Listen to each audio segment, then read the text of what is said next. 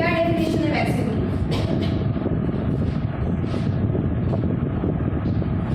Vaccine किसे बोला था? किसी को नहीं पता? वेरी गुड, शुरुआत ही करनी पड़ेगी आप लोगों को। Vaccine is a product which is vaccine is a product which work against the diseases, infectious diseases. Okay, जो भी इन्फेक्शन हमारे बॉडी में एंटर करता है उस एंटर करने वाले इन्फेक्शन को प्रिकॉशियसली हम क्या करते हैं? वैक्सीन से दूर करते हैं। मतलब डिसीज होने से पहले प्री प्रिपरेशन में जो बनाया जाता है उसे हम वैक्सीन बोलते हैं, राइट? मतलब किसी भी डिसीज के अगेंस्ट में, जैसे हमने बीसीजी वैक्सीन पढ़ा है, ओके, बीसीजी हमने देखा है ना, उसके बाद में हमने पोलियो देखा है वैक्सीन। ये सारे वैक्सीन क्या कर रहे हैं? हेपेटाइटिस बी का वैक्सीन रहता है। ये सारे वैक्सीन क्या कर रहे हैं बच्चों? कि हमारे बॉडी में डिसीजेस को एंटर नहीं कर देते। पोलियो का वैक्सीन हम कब लेते हैं? पोलियो होने के बाद में लेते हैं क्या? पोलियो होने से पहले लेते हैं। मतलब पोलियो को अगर आपको नहीं होने देना है, उस इन्फेक्शियस ऑर्गेनिज्म को बॉडी के अंदर अगर नहीं एंट्री करने देनी है, तो आपको क्या करना पड़ेगा? उसका वैक्सीन लगाना पड़ेगा। बीसीजी किसे बोलते हैं हम? Against tuberculosis. ये सबका जो एक मेन फंक्शन है वो होता है इम्यूनिटी सिस्टम को बिल्डअप करना, सबसे पहले। ये तो बाकी के सेकेंडरी है, जो हम बोल रहे हैं कि इस डिसीज के अगेंस्ट या फिर उस डिसीज के अगेंस्ट। सबसे पहली प्रायोरिटी क्या है बच्चों? कि जो भी वैक्सीन बनते हैं वो वैक्सीन हमारे इम्यूनिटी सिस्टम को बिल्डअप करता है। क्या करता है? हमारे सिस्टम को बिल्डअप करता है। तो ये क्या है? इम्यूनिटी सिस्टम को बिल्डअप करने वाला बाय प्रोडक्ट है। ओके, तो किससे वैक्सीन बनते हैं? सबसे पहले तो कौन सी सिस्टम इसमें पार्टिसिपेट करती है? वो है active acquired immunity. Acquired immunity, active acquired immunity में हमने क्या देखा था कि एक्टिव और पासिव ऐसे दो टाइप देखे थे। 8वां देखा इम्यूनोहेल्थ डिसीज चैप्टर, सबको याद है ना? उसमें हमने देखे हैं कि दो तरीके की इम्यूनिटी सिस्टम होती है। एक है एक्वायर्ड है, दो टाइप है, एक है एक्टिव और दूसरा है पासिव। एक्टिव में क्या होता है? बताओ, एक्टिव में क्या होता है और पासिव में? एक्टिव और पासिव में बेसिक डिफरेंस क्या है?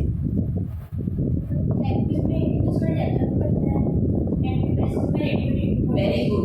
एक्टिव इम्यूनिटी सिस्टम में, एक्टिव एक्वायर्ड इम्यूनिटी सिस्टम में हमारे इम्यूनिटी सिस्टम इन्फेक्शियस ऑर्गेनिज्म के अगेंस्ट बॉडी खुद डेवलप करती है, ओन डेवलपमेंट रहता है। मतलब एंटीबॉडीज जो है वो हमारे बॉडी के अंदर खुद बनाई जाएगी।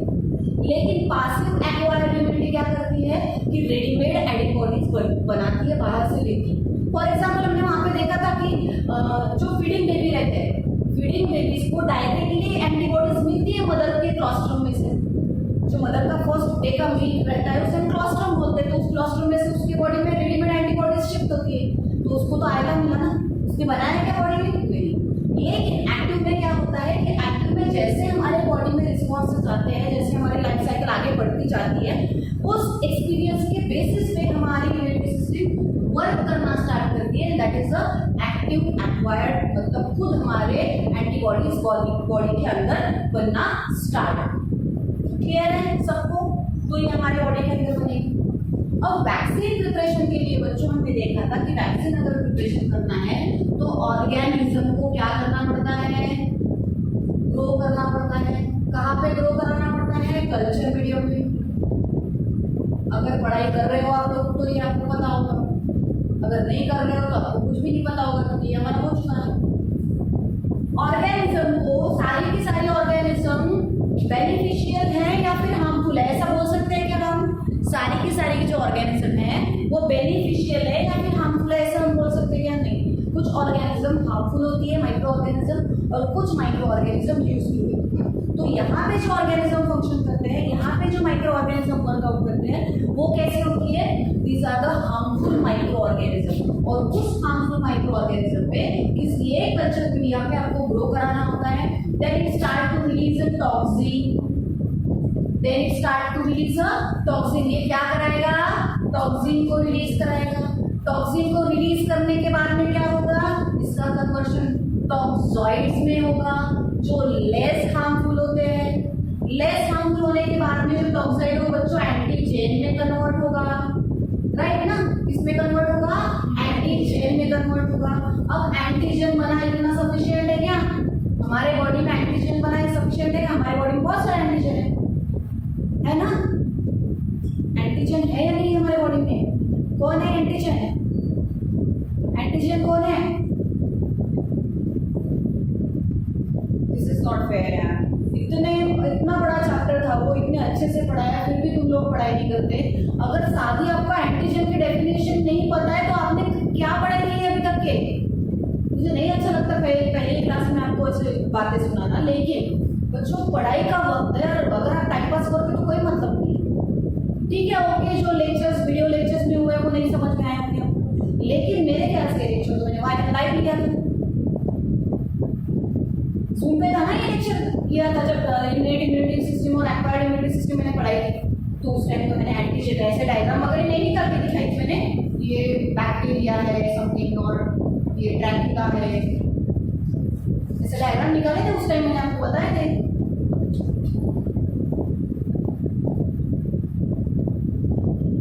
एंटीजन क्या होते हैं सीधी लैंग्वेज में बताऊं।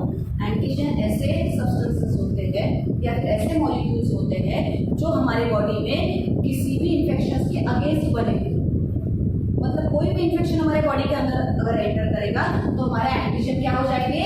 एक्टिव हो जाएंगे। हमारे एंटीजन क्या हो जाएंगे? एक्टिव हो जाएंगे, और वो एंटीजन क्या करेंगे? उस डिजीज के अंदर या सॉरी उस डिजीज के अगेंस्ट एंटीबॉडीज बनाना स्टार्ट करेंगे, और वो एंटीजन और वो एंटीबॉडी जो बनाई है उसने वो कंबाइन हो गया, वहां पे एंटीजन एंटीबॉडी कॉम्प्लेक्स बनता है। अभी टेस्ट हुई है human health and diseases half chapter पे आपकी हुई है ना। तो जब एंटीजन और एंटीबॉडी कॉम्प्लेक्स बनेगा, वो कंबाइन होगा, और कंबाइन होने के बाद फिर वो किसी डिजीज को रोकने का काम करते हैं एंटीजन एंटीबॉडी कॉम्प्लेक्स। ओके, तो ये पे यहाँ पे क्या हुआ? टॉक्सिन बना, और टॉक्सिन ऑब्वियसली क्या करेगा? हमारे बॉडी में अगर एंटर करेगा तो वो क्या करेगा? एंटीजन बनाएगा। बॉडी के बाहर भी है तो हर एक का एक एंटीजन है ना, किसी बैक्टीरिया का है तो बैक्टीरिया के अंदर में एंटीजन है, कोई अगर एनिमल है तो एनिमल के अंदर में एंटीजन है, अगर मैं हूँ मेरे बॉडी के अंदर भी एंटीजन है, आप है आपकी बॉडी के अंदर भी एंटीजन है। लेकिन वो कब काम करते हैं? जब कोई इन्फेक्शन हमारे बॉडी में, जब कोई फॉरेन पार्टिकल हमारे बॉडी में एंट्री करने लगता है, when some foreign particles start to enter inside the body, then that time antigen start to active, और उस टाइम एक्टिव हुआ एंटीजन क्या करेगा? एंटीबॉडीज बनाएगा उस डिजीज के अगेंस्ट। ये फॉर्मूला है एंटीजन एंटीबॉडी कॉम्प्लेक्स का, जो हमने बहुत अच्छे से पढ़ा, एक बार पढ़ लेना मुझे। ओके, एंटीजन बनाएगा। एंटीजन बनाने के बाद में इस एंटीजन में एडजुवेंट ऐड किया जाता है और डाइल्यूएंट ऐड किया जाता है। डाइल्यूएंट और एडजुवेंट किसे बोलते हैं? डाइल्यूएंट और किसे बोलते हैं? एडजुवेंट। किसे बोलेंगे डाइल्यूएंट और किसे बोलेंगे एडजुवेंट?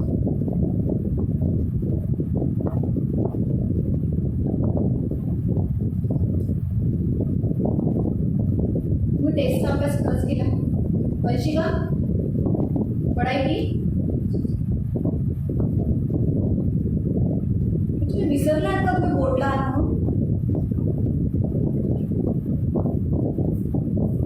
मला असं वाटायला लागलं की तुम्ही विसरले की मी बोर्डला आहात.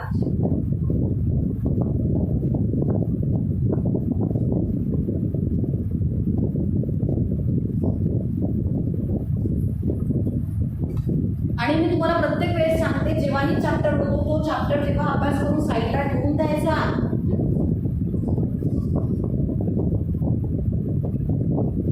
कपडे आहेत का ते घरी गेल्यावर स्टोअर केले की मस्त दिसले की बरं बरं वाटतं. यार एवढे ड्रेस आहेत माझ्याकडे असं म्हणा बरं, यार एवढे चॅप्टर राहिलेत माझ्या व्हायचे.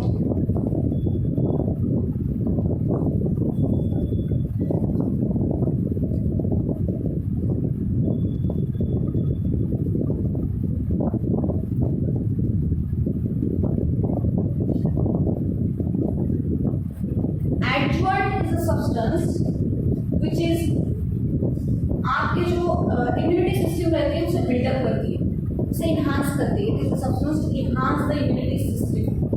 आपके इम्यूनिटी सिस्टम को इम्यूनिटी सेल को एनहांस करने वाला जो बायो प्रोडक्ट है उसे हम एडजुवेंट बोलते हैं बच्चों, और वो एडजुवेंट हम एंटीजन में ऐड करते हैं। और डाइल्यूट किस लिए ऐड किया जाता है, उसका इफेक्ट थोड़ा लेस करने के लिए। आप लोगों को पता है डाइल्यूट का यूज क्या होता है कि किसी भी इफेक्ट को थोड़ा लेस करने के लिए हम हर बार डाइल्यूट का यूज करते हैं।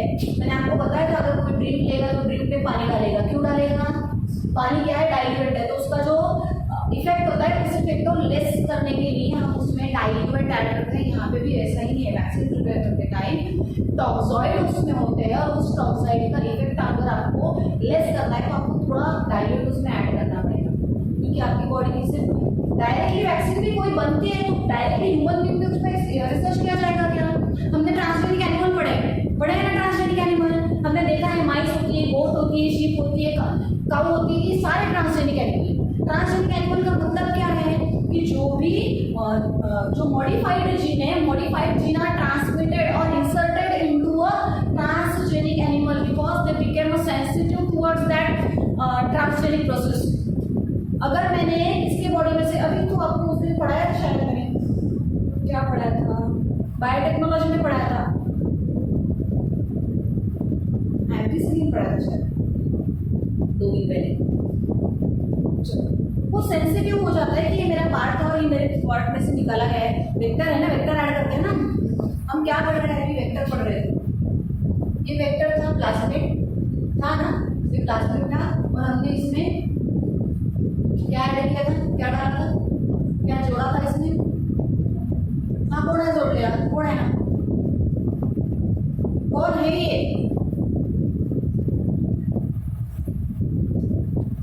कौन है ये,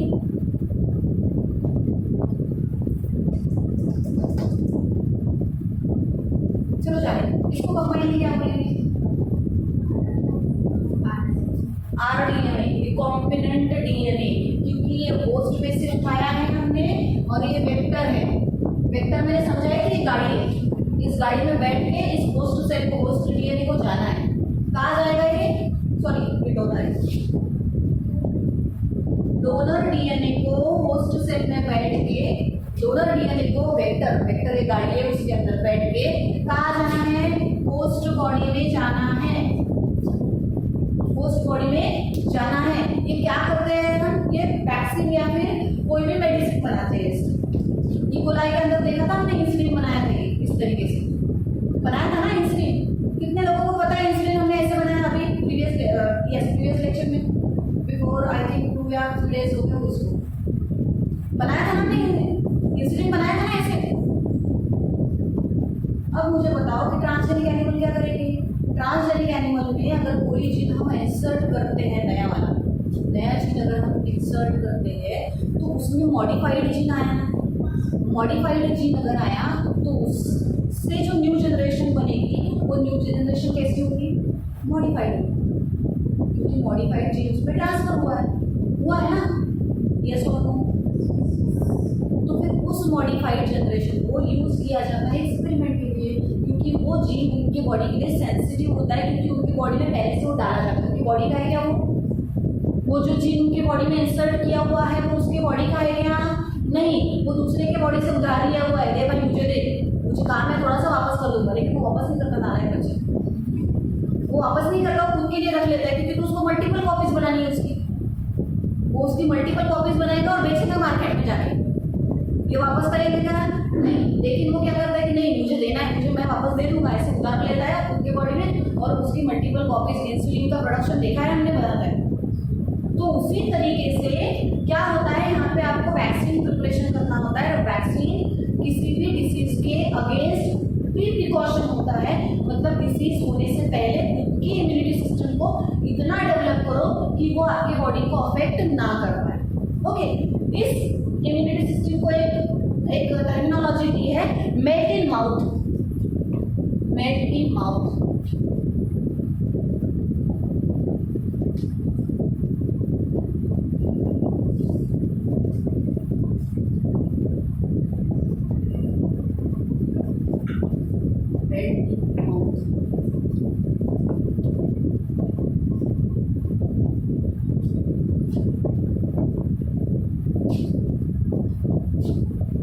मेल्ट इन माउथ ये इडिबल वैक्सीन का टाइप है, इडिबल वैक्सीन का टाइप है। इसमें क्या किया जाता है मैं बता दूं। इडिबल वैक्सीन मतलब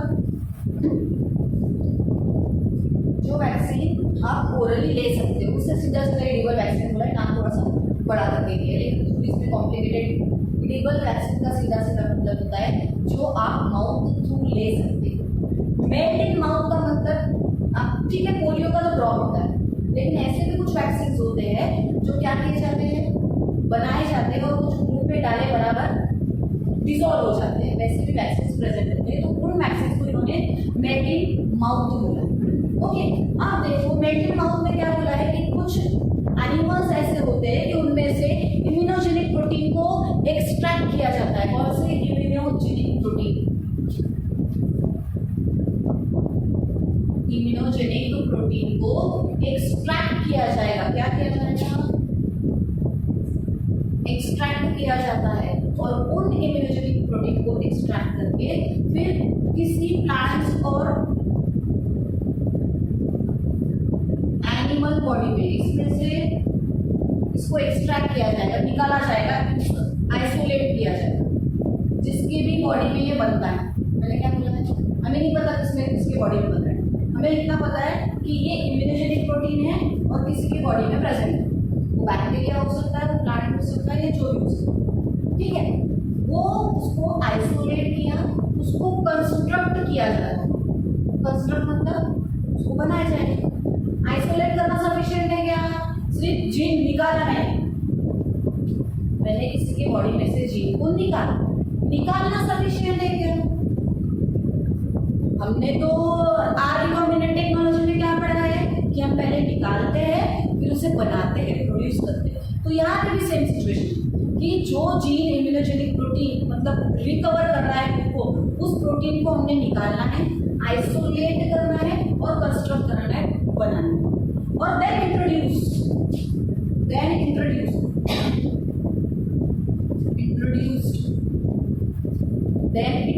इनटू अ प्लांट और एनिमल। किसी भी प्लांट और एनिमल में उसको क्या करना है?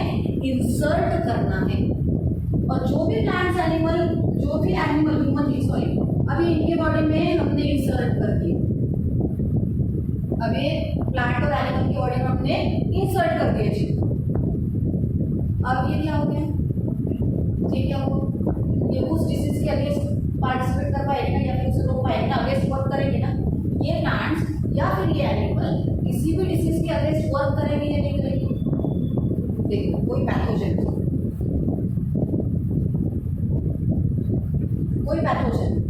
वो अटैक कर रहा है, इम्यूनोजेनिक प्रोटीन हमने किसी भी फॉर एग्जाम्पल ले लो टीबी, ठीक है, कंसिडर करो ये नहीं टीबी कॉज करने वाला एक पैथोजन, ठीक है। उस पैथोजन के अगेंस्ट अगर मुझे कोई वैक्सीन बनानी है तो इन्होंने क्या किया है? वैक्सीन बनाने के लिए जिसमें टीबी को रोकने वाला जीन प्रेजेंट है उसको एक्सट्रैक्ट जिस बैक्टीरिया के अंदर, क्योंकि वो डायरेक्टली हम वैक्सीन में नहीं यूज कर सकते। अगर कोई घोड़ा होगा और उसके बारे में अगर वो जीन होगा तो घोड़े से डायरेक्टली उठाएंगे क्या? अगर कोई हॉर्स है और हॉर्स के बॉडी में वो जीन प्रेजेंट है जो टीबी के अगेंस्ट वर्क करेगा तो उसे क्या करना पड़ेगा बच्चों? पहले उससे निकालना ही पड़ेगा ना उसके बॉडी में से, या फिर उसको काटेंगे आगे से और दे ऐसा कुछ कर सकते हैं क्या हम? नहीं, हमें बायोटेक्नोलॉजी का यूज करके ही जाना है। मतलब इंजेक्शन या फिर कुछ प्रोसेस होती है, उस प्रोसेस को उसे एक्सट्रैक्ट किया जाता है, आइसोलेट किया जाता है, और आइसोलेट करने के बाद में, कंस्ट्रक्ट करने के बाद में किसी भी प्लांट्स और एनिमल में उसे ट्रांसपोर्ट किया जाता है जो आप ह्यूमन बीइंग को दे पाते हो। ऐसा ही एनिमल या फिर ऐसा ही प्लांट्स, ऐसा ही एनिमल या फिर ऐसा ही प्लांट्स जो आप एज अ फूड या फिर एज अ ईडिबल पर्पस आप ह्यूमन बीइंग को दे पाते हो, उसी प्लांट्स में या फिर उसी एनिमल में उसे आप क्या करोगे? इंट्रोड्यूस करो, और इंट्रोड्यूस करने के बाद में वो आप उस डिसीज के अगेंस्ट यूज करो। ये दिया है मेल्ट इन माउथ, ये दिया है आपको मेल्ट इन माउथ, समझ में आया? तो ये जो होते हैं वो आप मुंह में डालने के बराबर आपके मतलब माउथ में डिसॉल्व हो जाते हैं। इसीलिए वो उस तरीके के वैक्सीन जो उन्होंने बनाए हैं, medical vaccine, they are made inside the आप मुंह में रखे बराबर क्या हो जाएंगे, मेल्ट हो जाएंगे। तो उन्हीं वैक्सीन को हमने नाम दिया है मेल्टिंग माउथ। क्लियर है सबको? सेकेंड ना, देखो इसका पोजीशन भी दिया है की वो टंग के नीचे रखते हैं, जिभेच्या खाली। जसं आपण आधी थर्मामीटर ठेवायचं ना जिभेच्या खाली थर्म मोजायला, वो उस तरीके से वो वैक्सीन आपके टंग के नीचे रखा जाता है और वो डिजॉल्व हो जाता है और आपके पूरे ब्लड स्ट्रीम में फैल जाता है। ओके, तो वो हो गया वैक्सीन का काम। आप पोलियो का ड्रॉप भी देते हो, थोड़ी ना चबाने वाली चीज़, पोलियो का ड्रॉप भी दिया जाता है, वो चबाने वाली चीज़ है क्या नहीं? वो आपके मुंह में डाला जाता है, बच्चों के मुंह में डाला जाता है। जब आप छोटे थे तो आपको भी दिया गया होगा, और मेरे टाइम तो पता नहीं था, नहीं था ज़्यादा बुरी नहीं हूँ लेकिन फिर भी ठीक है। तो वो डाला जाता है तो वो डिजॉल्व हो जाता है। मतलब ऐसे भी वैक्सीन है कि आप इंजेक्शन थ्रू ही नहीं देते, आपके माउथ में डायरेक्टली डिजॉल्व भी हो जाता है। ओके, नाउ उसके बाद हमें पढ़नी है नेक्स्ट स्लाइड क्या आती है। यस, यामध्ये तुम्हाला पोलिओ पण कन्सिडर करता येईल, बीसी नाही, बीसीजीचे इंजेक्शन दिले जातं। अशा बऱ्याच साऱ्या डिसीज हे आहेत की ज्याचं माउथ थ्रू दिल्या जातं। मला आठवत नाही आता, हिपॅटायटिस बी समथिंग वगैरे जिभेतून दिल्या जातं, म्हणजे जिभेवर जेही दिलं जाईल, जे पण वॅक्सिन माउथ थ्रू दिल्या जाईल।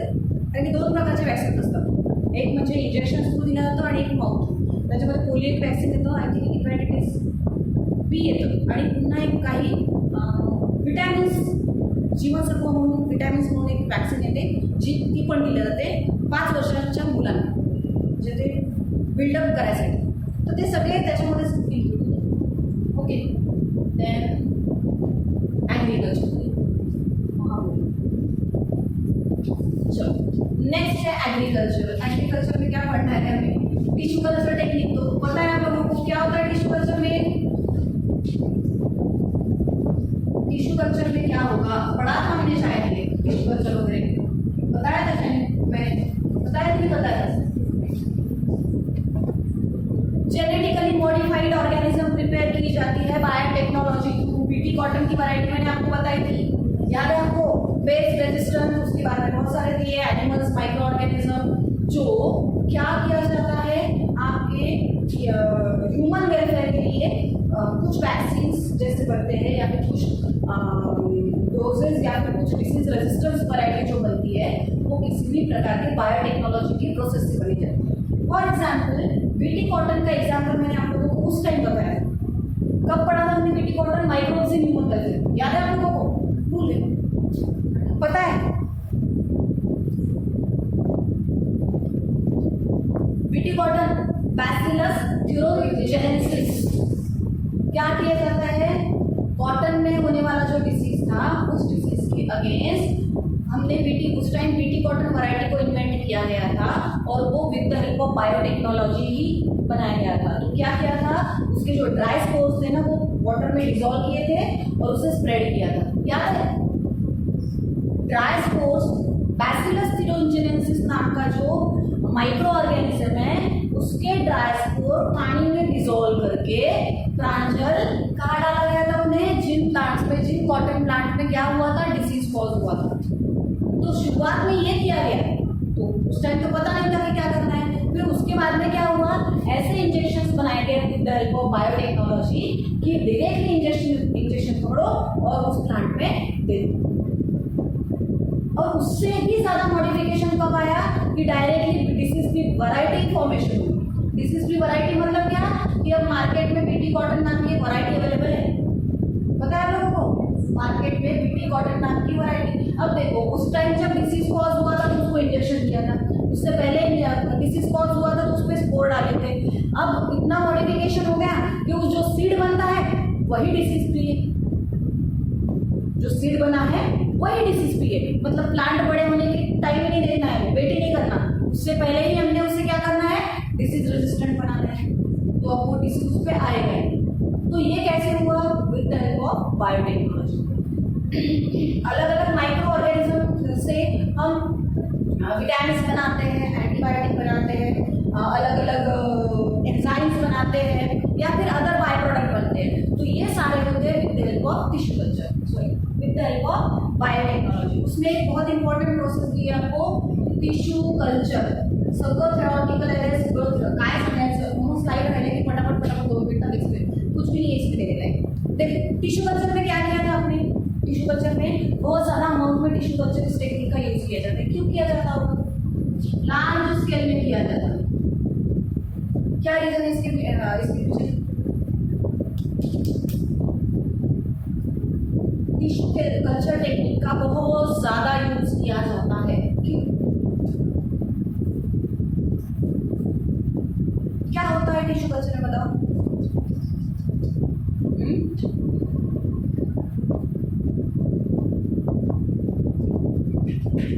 बताओ।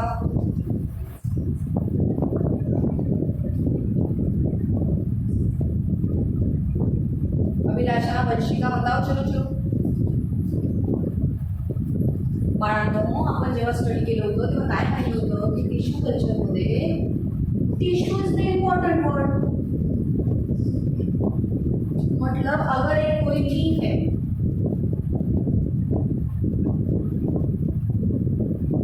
अगर लीफ तो कोई लीफ से प्लांट बनाएगा क्या, कॉमन सेंस से। एक कुछ वैरायटीज होती है जहाँ पे वेजिटेटिव प्रोपगेशन होता है with help of leaf, bryophyte हमने पढ़ा है, कलंजोई हमने पढ़ा है, याद है ना आप लोगों को। तो ये कुछ एग्जाम्पल है जहाँ पे वेजिटेटिव प्रोपगेशन होता है विद द लीव्स, लेकिन हर एक प्लांट में पॉसिबल है क्या। लेकिन tissue culture is the technique which is very much important related to a formation of a large scale production of plants. Plants का लार्ज स्केल पे प्रोडक्शन होता है छोटे छोटे पार्ट से। फॉर एग्जाम्पल अगर ये लीफ है, किसी भी प्लांट का लीफ है, फॉर एग्जाम्पल आप कैबेज का लीफ ले लो या फिर ओनियन का लीफ ले लो या फिर कोई भी, अगर उससे मुझे प्लांट ग्रो कराना है तो मैं क्या करूँगी, इसको कट करूँगी, उसका छोटा सा पोर्शन, क्या नाम दिया था उसे,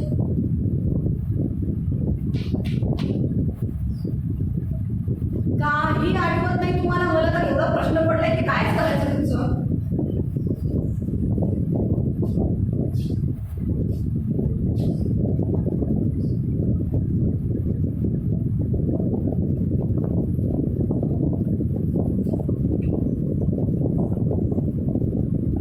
टिश्यूचा छोटा पार्ट काय म्हटलं होतं आपण त्याला, क्या बोला था हमने उसको, लीफ का अगर छोटा सा पार्ट हम यूज कर रहे हैं फॉर द टिश्यू कल्चर और for to preparing a genetically similar plants, so that plant is called as explant. Exam मध्ये भेटत हो तुम्हाला डेफिनेशन विचारलं तर एक्स प्लांट आणि कॅलस, एक्स प्लांट आणि कॅलसच्या डेफिनेशन विचारलं तर small cut portion of the plant part, और सरळ सरळ याला प्लांट पार्ट म्हणू शकतो। Callus, what is callus, it is a unorganised mass. हे दिलेलं नाही तुम्हाला, या स्लाइडमध्ये काहीच दिलेलं नाही आहे, तुम्ही सांगते तुम्हाला, त्याच्यात तर जनरल आहे सगळं। जनरल म्हणजे इथे यूज केला होता, लास्ट प्रोडक्शन झालं होतं, हे झालं होतं जनरल, तुम्ही ते असंही ओरली लिहू शकता। पण तुम्हाला हेच आठवत नाही की टिश्यू कल्चर कुठे होतं, टिश्यू कल्चर कहाँ पे पढ़ा था हमने और टिश्यू कल्चर में होता क्या है यही हमें याद नहीं है, तो आगे की प्रोसेस तो बहुत लंबी है।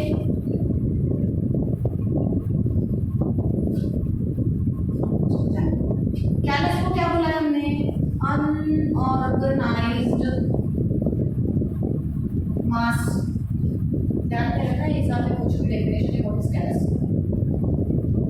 एक एग्जाम में तो उसमें टेस्ट निकाली थी, और यहाँ पे सिर्फ ऐसे ऐसे लिखा है कि उतने क्या है, क्या ग्रो हुआ है, दिस इज द कैलस।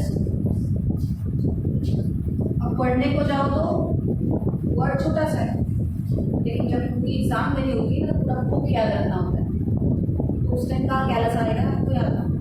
तो जब मैं बताती हूँ कि इस पे क्वेश्चन आया है, ये इम्पोर्टेंट है, तो उस टाइम इसे टिक करके रखा करो। और हर बार एक ही चीज समझाते हो कि biology is a theoretical subject, तो आपको उसे ध्यान में रखना इतना इजी नहीं है। जितने भी लोगों को लगता होगा कि बायोलॉजी बहुत इजी है, हम पेपर में कैसे भी लिख लेंगे, कैसे भी लिखने से मार्क्स नहीं मिलेंगे। जितना आपको अच्छे से समझता है ना, उतना ही अच्छे से लिखना भी होता है। पेपर लिखने के भी टेक्निक्स होते हैं, नहीं तो आता सब है और लिखना कुछ भी नहीं आता है, तो कोई मतलब नहीं उस पढ़ाई। पन्ने पलट रहे हो और पढ़ रहे हो। भूत बनना है क्या तुम लोगों को कि टॉपर बनना है? मला तर असं वाटायला लागलं की मी अभ्यासच करणं विसरले, चेहऱ्याकडे पाहूनच वाटते विसरले, पोरच विसरले, अभ्यासच म्हणजे लॉकडाऊनने पुरा धिंगाणा करते आणि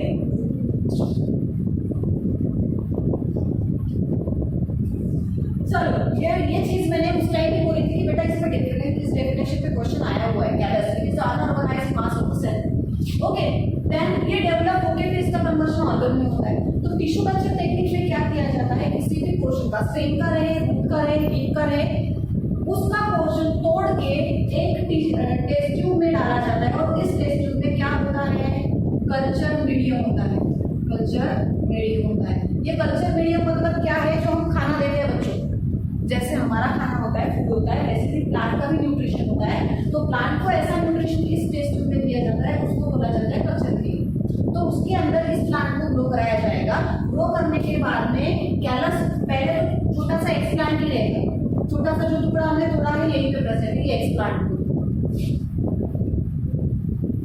ये जब न्यूट्रिशन सब करने लगता है रिया, ये जब न्यूट्रिशन सब करने लगता है तो ये क्या करता है, खुद को डेवलप कराता है। सेल डिवीजन होता है ना इसमें, तो ये सेल डिवीजन होने के बाद में इसका कन्वर्जन कैलस में होगा। ओके, जब कैलस में हो जाता है तो फिर से डेवलपमेंट होती है और डेवलपमेंट के बाद में फिर न्यूट्रिशन गेन करता है और इसको ही रूट फॉर्मेशन होते हैं, फिर डेवलपमेंट होती है। थोड़ी देर में आपको पूरा का पूरा प्लांट इसमें नजर आता है। एक टुकड़े से एक प्लांट बनाना, एक छोटे से प्लांट पार्ट से एक पूरा प्लांट बना, फिर इसको शिफ्ट किया जाता है पॉट के अंदर। इसको फिर पॉट के अंदर शिफ्ट किया जाता है। अब इसको लीफ भी आएंगे, फ्रूट भी आएगा, सब आएगा, सब आएगा। लेकिन क्या हुआ, एक छोटे से टुकड़े से मैंने एक पूरा प्लांट बनाया और इसे बोला जाता है clone, genetically similar plant. Definition पढ़ी थी आई थिंक हमने क्लोन की। organism produced by the asexual reproduction और vegetative propagation से या फिर asexual reproduction से जो प्लांट बनता है उस प्लांट को हम बोलते हैं क्लोन। तो टिश्यू कल्चर ऐसी टेक्निक होती है कि टिश्यू कल्चर टेक्निक्स के हेल्प से क्या बनाया जाता है, क्या बनाया जाएगा, वहां पे क्लोन बनाए जाते हैं। मतलब अब छोड़ो, अब इस चीज को छोड़ दो कि तुम क्या यूज करते हो। अब इस चीज को पकड़ो कि एक प्लांट से मैं थाउजेंड्स ऑफ प्लांट्स बना रहा हूँ, तो फायदा किसका है? अब मुझे वहां पे मार्केट में जाके बीज ज्यादा लाना पड़ेगा, सीड के भरोसे पे हूँ मैं अभी मैं किसके भरोसे पे हूँ, टिश्यू कल्चर। प्राइमरीली मुझे क्या करना है, टेस्ट ट्यूब में ग्रो कराना है। प्राइमरीली हम क्या कराएंगे, टेस्ट ट्यूब में ग्रो कराएंगे। टेस्ट ट्यूब में ग्रो करने के बाद में कुछ टाइम के बाद में क्या होगा, कुछ टाइम के बाद में क्या होगा, वहां पे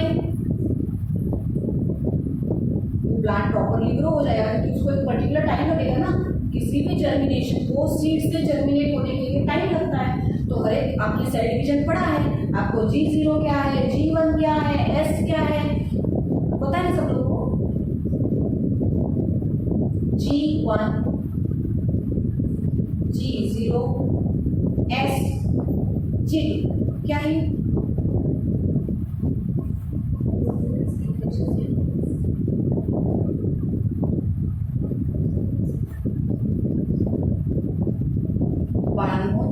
पर्यंत माइटोसिस मियोसिस शिकले आहात रे तुम्ही।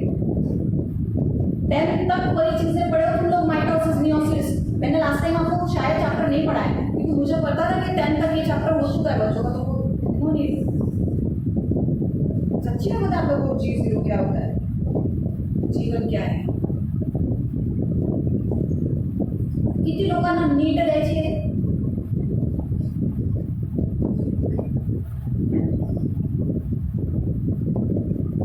कैंसिल हो गया क्या तेरा नीट देना?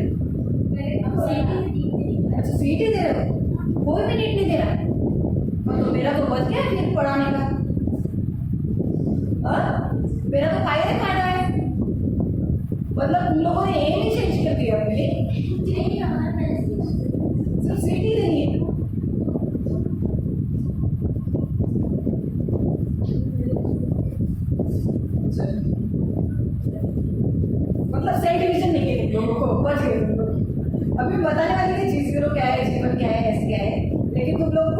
ही नहीं, सेल डिवीजन कराना ही है तो इशू नहीं है उस चीज़ को छोड़ो। देखो, तो उसके बाद में हमने क्या किया है, टिश्यू कल्चर टेक्निक में हमने देखा है। उसके बाद में क्या किया जाता है कि जर्म प्लाज्म बनाया जाता है। जर्म प्लाज्म क्या होता है? What is germ plasm? Germ plasm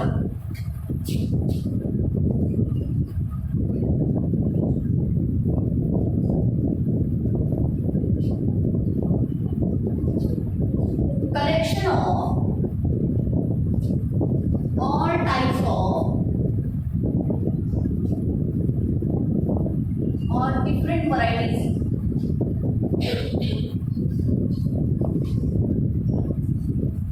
क्या चाहेगा? सीधा सीधा हम बोलते हैं जर्म प्लाज्म। जर्म प्लाज्म का मतलब डिफरेंट वैरायटीज के सीड, डिफरेंट वैरायटीज के सीड्स एक जगह पे जमा किए जाते हैं। अब मुझे सबसे पहले एक बात बताओ कि अगर मुझे मॉडिफाइड वैरायटी चाहिए, मगर अगर मुझे क्रॉस कराना है hybridisation, what is the definition of hybridisation?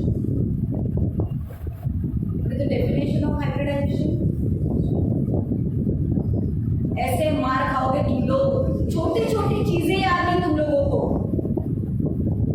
क्या करते हो घर पे बैठ के?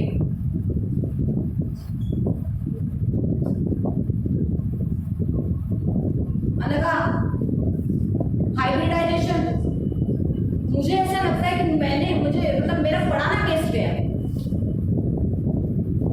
सीरियसली। बहुत ज्यादा बुरा लग रहा है मुझे तुम लोगों की सिचुएशन देख के।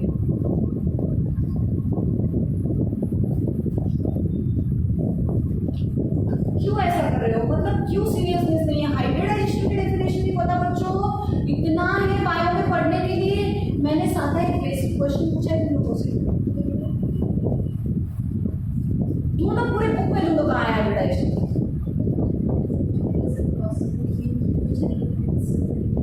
Yes, it is the cross between two dissimilar varieties. कैसी dissimilar varieties? which having a different genetic makeup.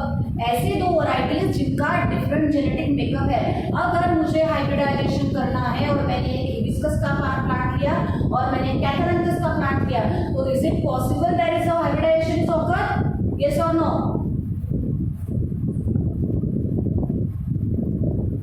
If I want to prepare a modified variety of a hibiscus, then what will I do?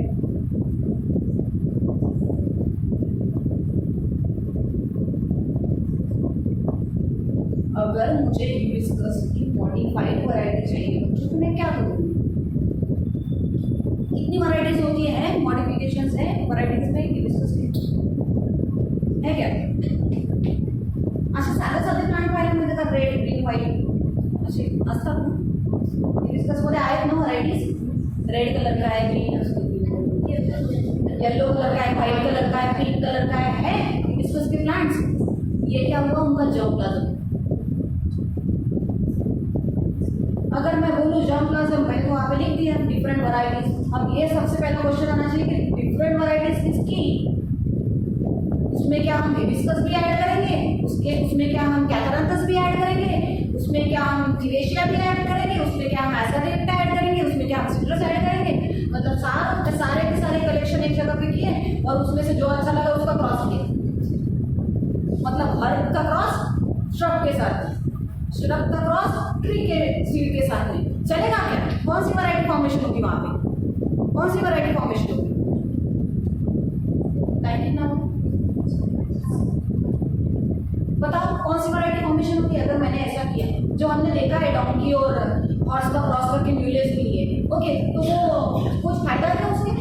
जो variety मिली है, जो new generation ही form नहीं कर पाई, तो वहां पे तो वो सुटेबल हो गई, खत्म बात, स्टराइल है। अगर वो स्टराइल है तो उससे न्यू जनरेशन ही फॉर्मेशन नहीं कर रही, तो हमारे हाइब्रिडाइजेशन का कोई मतलब ही नहीं है। अगर हम टिश्यू कल्चर के बारे में बात कर रहे हैं, अगर हम बायोटेक्नोलॉजी का यूज देख रहे हैं एग्रीकल्चर में कि इसका कैसे यूज होता है बायोटेक्नोलॉजी का, और हमने ये कर भी लिया, हमने दो डिफरेंट वैरायटीज का क्रॉस कर भी लिया, हमने डॉगी का क्रॉस हॉर्स के साथ कर लिया, कुछ फायदा मिला हमें? तो फिर मैं अगर हिबिस्कस का क्रॉस कैथारंथस के साथ दूंगी तो मुझे कौन सी खाद वैरायटी मिलने वाली है? तो हम जर्म प्लाज्म क्या बोलेंगे कि जर्म प्लाज्म या फिर there is a collection of different varieties of a same plant. क्या वर्ड आएगा वहाँ पे? Same plant. मतलब एक ही प्लांट की डिफरेंट वराइटीज का जब कलेक्शन होता है तो उसमें से हम मॉडिफाइड वराइटी क्रॉस कर सकते हैं। अगर मैंने रेड कलर का हाइबिस्कस का फ्लावर लिया और व्हाइट कलर का हिबिस्कस से लेना पड़ेगा ना, तो एक मॉडिफाइड शेड वहां पे आएगा, क्योंकि दोनों का जेनेटिक मेकअप डिफरेंट है। ऑब्वियसली मैं ये मानती हूँ कि दोनों के हिबिस्कस के ही प्लांट है, लेकिन कुछ तो ऐसा जेनेटिक मेकअप डिफरेंट था कि उसका कलर अलग आया और इसका कलर अलग आया। उसके बॉडी के स्ट्रक्चर में भी अलग रहता है, वो वेरिएशन रहती है, लेकिन हमें वो पता नहीं रहती है क्योंकि हम उसको ऑब्जर्व नहीं करते। इससे पहले बायो पढ़ने से पहले आपको पता था कि उसमें इतनी टाइप की फिलोटैक्स नहीं करती। किसी प्लांट को आपने हाथ में लिया था और देखा था कि इसकी ऐसी वेरिएशन होती है, इसके ऐसी फिलोटैक्स है, ऐसा इन्फ्लोरेसेंस है, कभी देखा था रेटिकुलेट वेरिएशन कैसे रहता है? जब हमने पढ़ा तब हमें पता चला, जब आप रास्ते से जाते हो तो आपको समझ में आता है इसकी तो ऐसी पढ़ाई थी, फिलोटैक्स है, मुझे पता है आप लोगों को याद है, 101% याद होगा। अभी मुझे श्योर है बिल्कुल कि 101% आपको याद नहीं होगी, पूरे भूल गए आप लोग। लेकिन ये कॉमन सेंस है बच्चों कि जर्म प्लाज्म अगर हम बात कर रहे हैं तो जर्म प्लाज्म किसका होना चाहिए? जिसकी वैरायटीज क्या होती है? सिमिलर। उन सिमिलर वैरायटीज का सिमिलर प्लांट की डिफरेंट वैरायटीज का क्रॉस अप करेंगे तब हमको जेनेटिकली मॉडिफाइड ऑर्गेनिज्म मिलेगी। अदरवाइज हम कितना भी कचरा भर के उसका क्रॉस कर ले तो हमें जेनेटिकली मॉडिफाइड वैरायटीज नहीं मिलेगी। तो ऐसे ही अलग अलग ये हमें बायोटेक्नोलॉजी में पढ़ेंगे, ठीक है। एग्रीकल्चर में तो इतना ही आज हम लेते हैं।